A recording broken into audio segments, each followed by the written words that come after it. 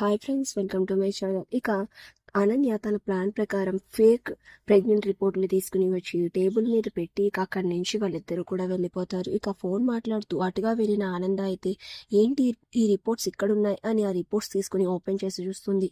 అందులో శరణ్య ప్రెగ్నెంట్ అని ఉండడంతో ఒక్కసారిగా ఆనంద సంతోషపడిపోతూ శరణ్య దగ్గరికి అయితే వెళ్ళబోతూ ఉంటుంది. ఇక అప్పుడే శరణ్య అయితే మెట్లు దిగి కిందకి వస్తుంది. ఇక అప్పుడే కుటుంబ సభ్యులందరూ కూడా అక్కడే ఉంటారు. ఇక శరణ్యని చాలా ప్రేమగా హగ్ చేసుకుని, అమ్మ ఎందుకు చెప్పలేదు నువ్వు ఈ విషయాన్ని, నాకు సర్ప్రైజ్ ఇద్దాం అనుకున్నావా, అందుకే ఈ టేబుల్ మీద పెట్టావా అని శరణ్యని చాలా ప్రేమగా హగ్ చేసుకుంటూ ఉంటుంది. ఇక ఏంటి అత్తయ్య గారు రిపోర్ట్స్ ఏంటి అని శరణ్య అయితే కంగారు పడుతూ టెన్షన్ పడుతూ అడుగుతూ ఉంటుంది. ఏంటమ్మా ఇంకా దాచారని చూస్తున్నావా, నువ్వు ప్రెగ్నెంట్ కదా, నేను రిపోర్ట్స్ చూశాను అని అయితే అంటుంది. ఇక ఆ మాటలకి ఒక్కసారిగా షాక్ అయిపోయిన శరణ్య అయితే ఏ అత్తయ్య గారు ఏ రిపోర్ట్స్ అని అడగడంతో ఇక ఇంకో రిపోర్ట్స్ అని చూపిస్తూ ఉంటుంది. ఇక ఆ రిపోర్ట్స్ చూసి ఒక్కసారిగా శరణ్య షాక్ అయిపోతూ ఉంటుంది.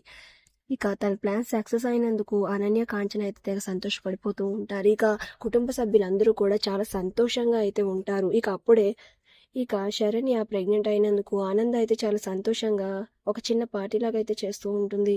ఇక ఏం చేయాలో తెలియక శరణ్య అయితే టెన్షన్ పడిపోతూ అలా చూస్తూ ఉండిపోతుంది. నెక్స్ట్ ఏం చేయాలో తెలియాలి అంటే ప్లీజ్ సబ్స్క్రైబ్.